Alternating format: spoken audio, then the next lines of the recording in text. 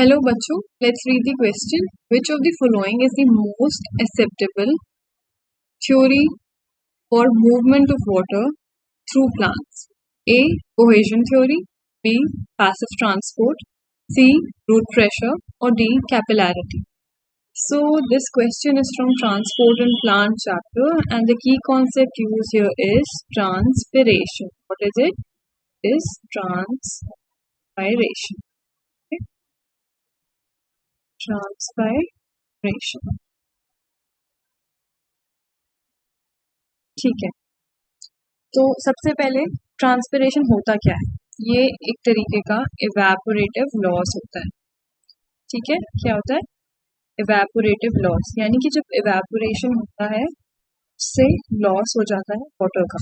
ठीक है, evaporative loss of water by plants, and ये होता है स्टोमेटा से या aerial parts of the plant, जैसे कि स्टेम हो गया, लीफ हो गया या फ्लावर हो गया। ठीक है, ऐसे एरियल पार्ट से evaporative loss of water is called transpiration. ठीक है, and ये होता है besides the loss of water, vapor in transpiration, exchange of oxygen and carbon dioxide in the leaves also occurs. ठीक है, so stomata का आपको function पता ही है। stomata open किस लिए होता है? For the exchange of oxygen and carbon dioxide, and उसी दौरान water का loss हो जाता है, evaporative loss हो जाता है। नाउ इस ट्रांसपिरेशन का रीजन क्या है? ये किस चीज से रिजल्ट होता है, किस चीज से ड्रिवन होता है? So this is driven by transpiration, जो होता है वो ड्रिवन होता है by ascent of xylem sap. ठीक है, एसेंट ऑफ जाइलम सैप, यानी कि जाइलम में वाटर ऊपर तक लाने के लिए कौन सा फोर्स रिस्पॉन्सिबल होता है? ठीक है, तो this is mainly on the physical properties of water. Water की 3 फिजिकल प्रॉपर्टीज होती हैं: cohesion, adhesion and surface tension. ठीक है, क्या क्या? Cohesion, adhesion and surface tension. ये 3 वाटर की फिजिकल प्रॉपर्टीज होती हैं, एंड इन्हीं 3 प्रॉपर्टीज की वजह से वाटर इतने हाइट्स तक मूव कर पाता है प्लांट में। ठीक है, एंड यही ड्राइव कराते हैं तीनों properties ascent of xylem sap, and इस प्रॉपर्टी की वजह से ट्रांसपिरेशन होता है। So what is cohesion, what is adhesion and what is surface tension? Let's see in detail. So सबसे पहले कोहेजन होता है mutual attraction between water molecules. तो अगर वाटर मॉलिक्यूल्स के बीच में अट्रैक्शन है, ठीक है, तो this force will be called cohesion. ठीक है, क्या कहलाएगा? ये कोहेजन कहलाएगा। Now let's suppose this is your xylem, right, and these are your water. Now अगर आपके वाटर मॉलिक्यूल खुद के अलावा किसी और सरफेस पे अट्रैक्ट हो रहे हैं, यानी किसी पोलर सरफेस पे अट्रैक्ट हो रहे हैं, they are sticking to some polar surface. ठीक है, there is attraction of water molecule to the polar surface, जैसे कि tracheary element. So that force is called adhesion force, right. And surface tension क्या है? Surface tension एक property होती है water की, जिससे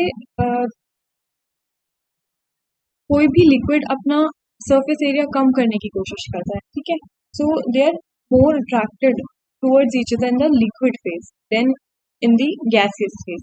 सो ये प्रॉपर्टी होती है सरफेस टेंशन की, एंड इन तीनों प्रॉपर्टीज की वजह से ही वाटर आपका इतने हाइट्स तक मूव कर पाता है। सो यहाँ पे आपको ऑप्शंस में जो दे रखा है उसमें से A, cohesion theory is the right answer. Why?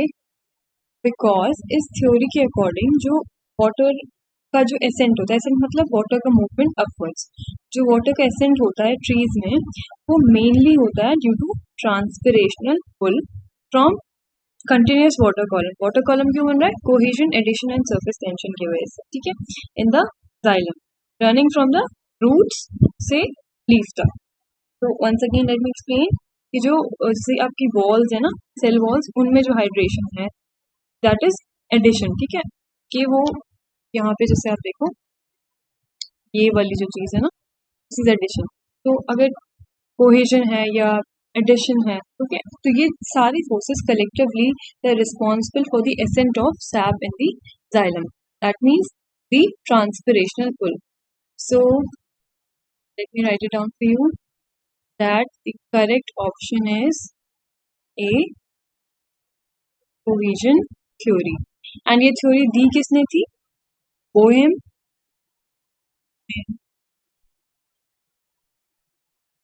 Dixon and Joly ने. Okay, Dixon and Joly. ठीक है, इन्होंने 1890s इन 1893 या 1894 में ये पोस्टुलेट की थी, cohesion tension theory. Now what is passive transport? आपको पता है वो ट्रांसपोर्ट जिसमें एनर्जी का यूटिलाइजेशन नहीं है. तो बिकॉज वाटर का मूवमेंट इतने हाइट्स तक हो रहा है तो obviously passive transport can not be the answer. Then root pressure. Root pressure आपको पता है कि root pressure, positive root pressure जो होता है वो रिस्पॉन्सिबल होता है process called as imbibition. I'm sorry, the process called as guttation. Okay, guttation क्या होता है? Guttation is the loss of impure water.